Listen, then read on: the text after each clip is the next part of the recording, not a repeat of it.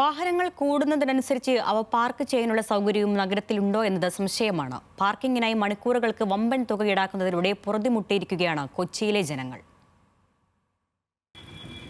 എറണാകുളത്തെ ഗതാഗതക്കുരുക്കിന് പിന്നിലെ പ്രധാന കാരണങ്ങളിലൊന്ന് പാർക്കിംഗ് സൗകര്യം കാര്യമായി ഇല്ല എന്നതാണ്. നഗരത്തിലെ പലയിടങ്ങളിലുള്ള പാർക്കിംഗ് ഇടങ്ങളിലെല്ലാം ജനങ്ങളെ പിഴിയുന്ന നിരക്കുകളും മണിക്കൂറിന് 30-40 രൂപയിൽ തുടങ്ങും. സമയം കൂടുമ്പോൾ 90 രൂപ വരെ ഉയരും.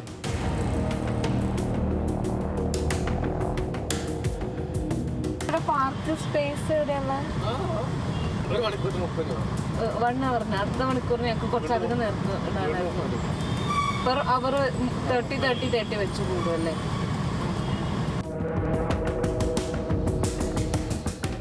ഇവിടെ പാർക്കിംഗ് എങ്ങനെയാണ്? പെർ അവറാണോ? 40 2 മണിക്കൂറിന് 40 അതിൽ കൂടുതലുണ്ടെങ്കിൽ കാരണം ഞങ്ങളിപ്പോൾ അത് പെർ അവർ വെച്ചിട്ടാണ് 20 വെച്ച് പോകുന്നത്. ദീർഘനേരത്തേക്കായി സൗകര്യം അന്വേഷിക്കുന്നവർ വലിയ തുക നൽകാതിരിക്കാൻ നോ പാർക്കിംഗ് ഏരിയകളിൽ വാഹനം നിർത്തുന്നതും സ്ഥിരം കാഴ്ച. ഇത് പലപ്പോഴും നഗരത്തിലെ ഗതാഗതക്കുരുക്ക് രൂക്ഷമാക്കുന്നു. ഇതാണ് പ്രശ്നം. പാർക്കിംഗ് ഫീസ് എല്ലായിടത്തും കുത്തനെ കൂടിക്കൊണ്ട് പോവാണ്. നമുക്ക് അതാ ഇയാൾക്കെട്ടിന്റെ പണി അതാ അയാൾക്ക് തന്നെ അറിയാം. 500 രൂപ നോട്ട് പിടിച്ചിട്ട് ഒരു സ്ഥലം തരും യാചിച്ച് നടക്കുക എറണാകുളം സിറ്റി.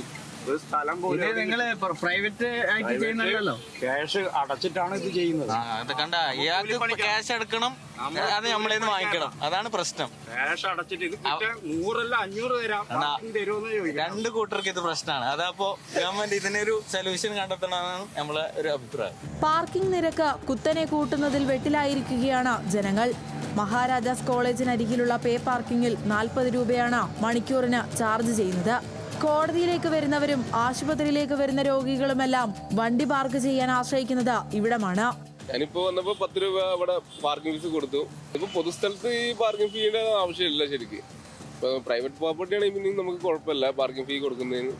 എന്നാലും പ്രൈവറ്റ് പ്രോപ്പർട്ടിയിൽ എല്ലായിടത്തും ഇപ്പൊ നമ്മള് ഇപ്പൊ GCDന്റെ അവിടെ മറൈൻ ഡ്രൈവിലെ പാർക്കിങ്ങിനും നല്ല ഫീ ആണ്. കാറൊക്കെ ചെല്ലുമ്പോൾ 30 രൂപ 40 രൂപയൊക്കെയാണ് ഇപ്പോൾ അവർ വാങ്ങിക്കണത്. അപ്പൊ എല്ലായിടത്തും ഇങ്ങനെ പാർക്കിംഗ് ഫീസ് എല്ലായിടത്തും വെറുതെ ചുമ്മാ വാങ്ങിക്കണത് പോലെയൊക്കെയാണ് എനിക്ക് തോന്നുന്നത്. കാറായിട്ട് വന്നു കഴിഞ്ഞാൽ പാർക്ക് ചെയ്യാൻ പറ്റില്ല ഇവിടെ, അതിനുള്ള സ്പേസ് ഇല്ല. ഇപ്പൊ ജനറൽ ഹോസ്പിറ്റലിലേക്ക് വരുന്ന പേഷ്യൻസിനും പാർക്കിങ്ങിന് പ്രത്യേകിച്ച് സ്ഥലമൊന്നുമില്ല. എല്ലാവരും ഇവിടെ തന്നെയാണ് പാർക്ക് ചെയ്തിട്ട് പോകുന്നത്. എന്നാൽ സ്ഥലം ലീസിനെടുക്കുന്നതിന് കോർപ്പറേഷൻ വമ്പൻ തുക വാങ്ങുന്നതാണ് പാർക്കിംഗ് ഫീ ഉയരാൻ കാരണമെന്നാണ് കരാറുകാരുടെ വാദം. കൊച്ചി നഗരത്തിലെ ഗതാഗതക്കുരുക്കിനു പിന്നിൽ പാർക്കിംഗ് ഏരിയയുടെ ക്ഷാമത്തിനും വലിയൊരു പങ്കുണ്ട്. വമ്പൻ തുക പെറ്റിയായി ഈടാക്കുമ്പോൾ മിതമായ നിരക്കിൽ പാർക്കിംഗ് അനുവദിക്കാൻ അധികൃതർ ശ്രദ്ധിക്കണം. ക്യാമറമാൻ ഗജ ഹുസൈനൊപ്പം സാന്ദ്ര സേനൻ, ന്യൂസ് മലയാളം, കൊച്ചി.